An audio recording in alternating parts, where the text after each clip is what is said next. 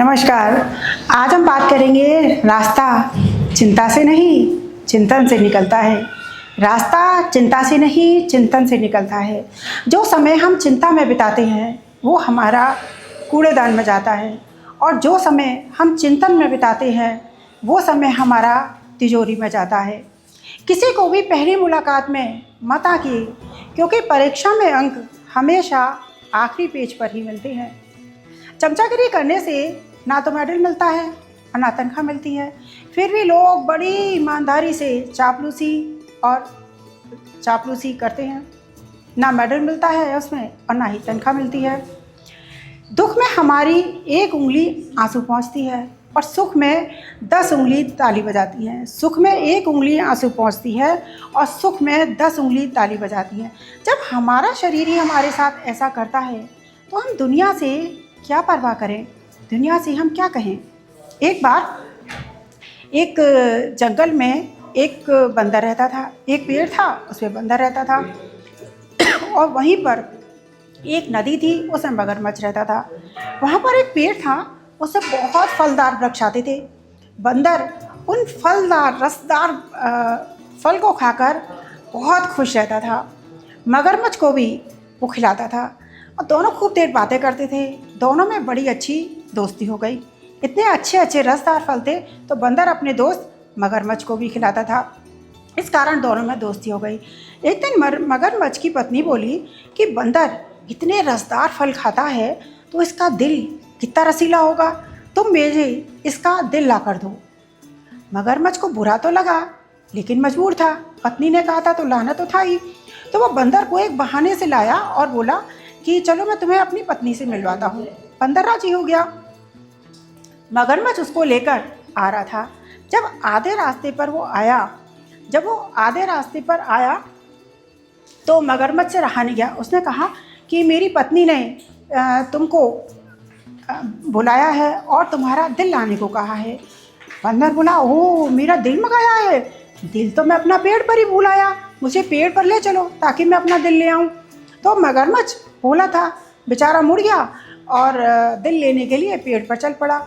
जैसे ही पेड़ दिखाई दिया, बंदर फुर्ती से गया और पेड़ पर चढ़ गया और बोला, मुझे बेवकूफ़ बनाते हो, दिल तो हमेशा शरीर के अंदर ही होता है, तुमने मुझे धोखा दिया और ये बात मैं भूलूंगा नहीं। अब मगरमच्छ शर्मिंदा हो गया। मगरमच्छ ने माफ़ी मांगी। दोनों में दोस्ती तो रही, लेकिन बंदर ने हमेशा होशियारी बरतने का इरादा कर लिया। धोखा देना कभी भी अच्छी बात नहीं होती।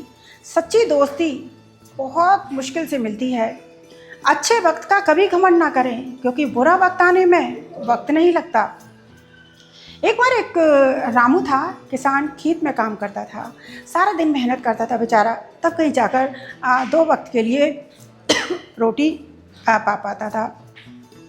तो उसने सोचा कि मैं इतनी मेहनत करता। एक दिन वो ऐसे ही अपने खेत में काम कर रहा था, गुनगुनाता भजन गुनगुनाता, बड़े आराम से मस्ती में वो काम करता था, खुश रहता था, मेहनत बहुत करता था। एक दिन वो ऐसे ही काम कर रहा था तो खेत में उसे टन की आवाज़ आई। तो उसने और खोदा तो देखा वो बहुत सारी सोने की ईंटें थी। तो उसने सारी सोने की ईंटें निकाली। सोने की ईंटें निकाल कर वो बड़ा प्रसन्न हुआ और वो सोने की ईंटें ले आया, शहर में बेचने गया। उससे उसको बहुत सारा धन मिला। वो चाहता तो सारा धन अपने लिए इस्तेमाल कर सकता था, लेकिन उसने उस धन को पूरे गांव के कल्याण के लिए लगाने की सोची। तो उसने सारे गांव वालों को इकट्ठा करा और बताया कि मुझे ऐसे अपने खेत में सोने की इतनी ईंटें मिली हैं, इतना धन मिला है, और मैं इस धन को पूरे गांव के कल्याण के लिए इस्तेमाल करना चाहता हूँ। गांव वाले बड़े प्रसन्न हुए। तो उसने वहाँ पे स्कूल बनवाए, अस्पताल बनवाए, जिसके घर टूटे हुए थे घर बनवाए, जल संसाधन के लिए उसने व्यवस्था करी। इससे लोगों को बड़ा प्रोत्साहन मिला। तो लोग भी उसके से प्रोत्साहित हुए, क्योंकि उसकी तारीफ़ हो रही थी। तो लोगों के पास भी धन से, मन से, तन से जो भी सेवा बन पड़ती थी, जो बेरोज़गार था वो उसके साथ काम करता। जैसे स्कूल बनवाता तो वो लेबरगिरी फ्री में करता, जिससे जो भी बन पड़ता करता। पूरा गांव एकजुट हो गया। एक व्यक्ति की अच्छी बुद्धि से पूरे गांव में अच्छी बुद्धि उत्पन्न हुई। उसने अपना भला ना सोचकर पूरे गांव का भला सोचा। इससे उसके पूरे गांव में एक अपनत्व का भाव पैदा हुआ। पूरा गांव एक परिवार की तरह बन गया और हर व्यक्ति अपनी तरफ से जितनी मदद कर सकता था उसने उतनी मदद करी। रास्ता चिंता से नहीं, चिंतन से निकलता है। इसलिए समय को, अपने जीवन के समय को ज़्यादा चिंता में नहीं, चिंतन में व्यतीत करिए।